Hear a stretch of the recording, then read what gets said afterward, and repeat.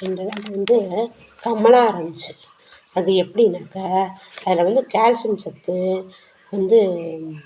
Calorie கம்மியாக இருக்குது பழம் எதுனா அதுதான். அதோட வைட்டமின் சி எதில் இருக்குன்னா இந்த இதில் தான் இருக்குது, இந்த பழத்தில் இருக்குது. இந்த மாதிரி இது நிறைய மூட்டு வலி, முழங்கால் வலி, இடுப்பு வலி, கால்சியம் சத்துலாம் படாத படுத்துடுவாங்க, அவங்க இது சாப்பிட்லாம். அதோட முக சுருக்கங்க பூராமே நீக்கிடும் இந்த பழம்.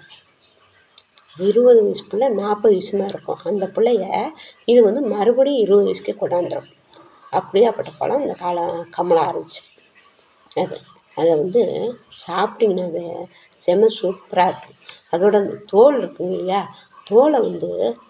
தோலை இட்லிக்கு தொட்டுக்கலாம், பூரி, தோசை எல்லாத்தையும் தொட்டுக்கலாம். எப்படி செய்யணும்னா, முதல்ல நம்ம ஒரு கடாய் சட்டியில் கொஞ்சம் தண்ணி ஊற்றி இந்த கமலா ஆரஞ்சு தோலை உரித்து போட்டுருங்க.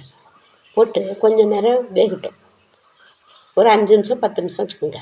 போட்டு வெந்தோம்னா தண்ணி எடுத்துருங்க. அந்த தோல், கமலா தோல், இதே மாதிரி வெங்காயம், தக்காளி உங்களுக்கு ஒரு தக்காளி வச்சுக்கோங்க, வெங்காயம் ஒரு கைப்பிடி வச்சுக்கோங்க. போட்டு நல்லா வணக்குங்க. வணக்கிட்டு கருவேப்பிலை, கொத்தமல்லி எல்லாம் போட்டுக்கோங்க. போட்டுக்கிட்டு நல்லா வணக்குறீங்களா, இஞ்சி துண்டு சும்மா சின்ன துண்டு ஒன்று போட்டுக்கோங்க. போட்டு மிக்சியில் போட்டு நல்லா அடிச்சிருங்க. இந்த கமலா தோலையும் எடுத்து எல்லாத்தையும் ஒன்றா போட்டு அடிச்சிடுங்க.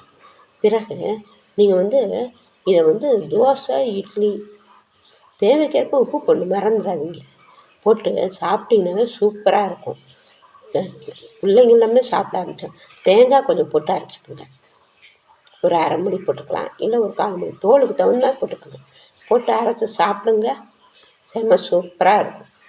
செய்து பார்க்குறீங்களா? பாருங்கள். நன்றி.